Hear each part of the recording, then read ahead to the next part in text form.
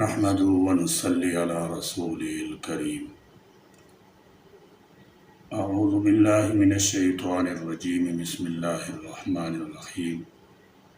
کبھی اس دنیا میں آج تک کسی مسلمان نے بائبل یا انجیل مقدس کو نہیں جلایا۔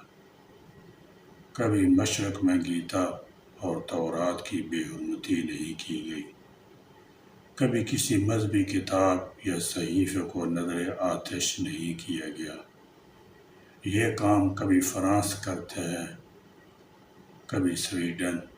یہ لوگ پہلے فلسفیوں اور سائنسدانوں کو جلاتے تھے، آج کل مقدس کتابوں کو جلاتے ہیں۔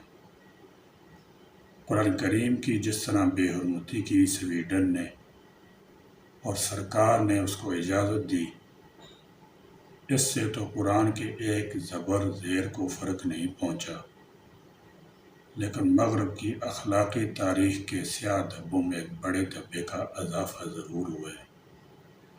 کتاب سے بھی کوئی دشمنی رکھتا ہے بھلا، لیکن وہی جو حد درجہ متعصب اور جاہل ہو اور جس کو اپنی نسل کا علم نہ ہو، اس کی بے حرمتی کرنے والوں کے لیے اللہ تعالی جل شانہ کافی ہے۔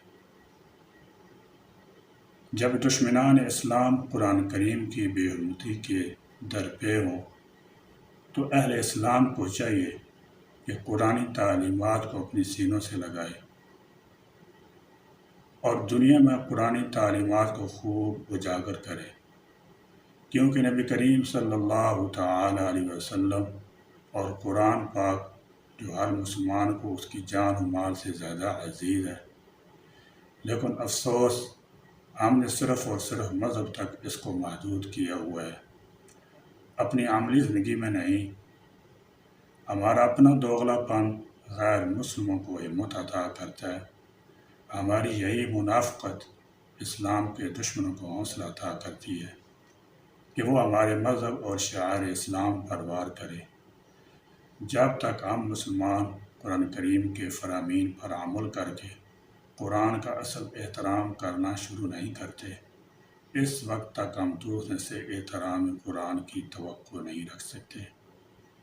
جب ہم مسلمان قرآن پر من حیث القوم عمل پیرا ہو جائیں گے تو دنیا میں ایک باعزت اور طاقتور قوم بن جائیں گے، پھر کسی میں ہمت ہی نہیں ہوگی وہ قرآن کو میلی نظروں سے دیکھ بھی سکے۔